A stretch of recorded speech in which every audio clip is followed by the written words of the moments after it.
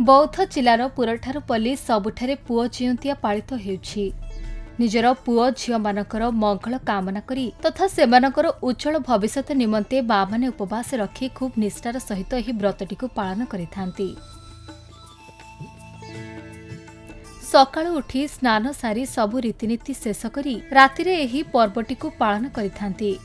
एहा पई विभिन्न प्रकारर फूल नडिया उखुड़ारे प्रस्तुत जुगार लडू सहित 21 प्रकारर फल तथा पनिपरिबा पूजा पई प्रस्तुत करिथांती मां माने। पूजा शेषरे ईश्वर जट तथा बेलपत्र एवं विभिन्न प्रकारर फल मातांकु अर्पण करी निजर पुत्र कन्यांकर सर्वांगीन मंगल पाई मातांक ठारे प्रार्थना करिथांती। परदिन सकाळे मातांकु अर्पण करिथिबा 108 कोटी दुबरे निज पुत्र कन्यांक शरीर छुआई समस्त क्लेश दूर करिबा पई मातांकु प्रार्थना करिबा सहित मातांक ठारे लागी होइथिबा 21 प्रकारर फल और पनिपरिबारु व्यंजन प्रस्तुत करी भक्षण करिथांती। एही कार्यक्रम अत्यंत भक्ति और निष्ठार सहित पालन करिथांती मां माने। पश्चिम ओडिशार अनन्य एही पर्व काहे केउ आवाहमान कालरु एही पर्व पालित होई आसुछि। एटा हमें पूजनत्या को मंगलवार आयुष लगी कराइसी उपास करके सकाळ में उपास करजु लिया जुगार फलमूल काकुड़ी कषि फल फूल कषि सब अर्पण कराइसी। आज हूँ आश्विन मास अष्टमी तिथि जो दिन आम समस्ते पुओ जिउंतिया पालन करुछु। आ पुओ जिउंतिया हूँ आम पुओ झील मानकर मेनली मंगल कामना लगी पूजा करुछु।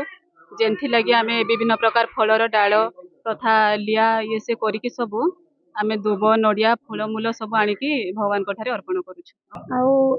दूतीवाहन ओषा दूतीवाहन माने सूर्य पुत्र तांको पूजा करबा फल निजर पुत्र संतान मानकर मंगल कामना मंगल होइता आ तांकर मंगल कामना करी हमें ये पूजा करूछु। एटा प्रस्तुति पई 21 प्रकार फल और परिबा एते व्यवहृत होइता। खास करी हम पद्म फूल आ मंदार फूल आ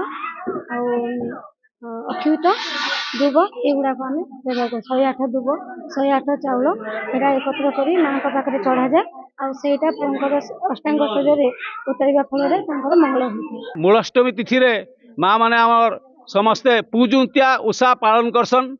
पूजुंतिया उषा होचे दूतीवाहन सूर्यंकर पुत्र से तांकर पूजा करसन। तांकर पूजा करिकी महाकाष्ठर ये पूजा करसन।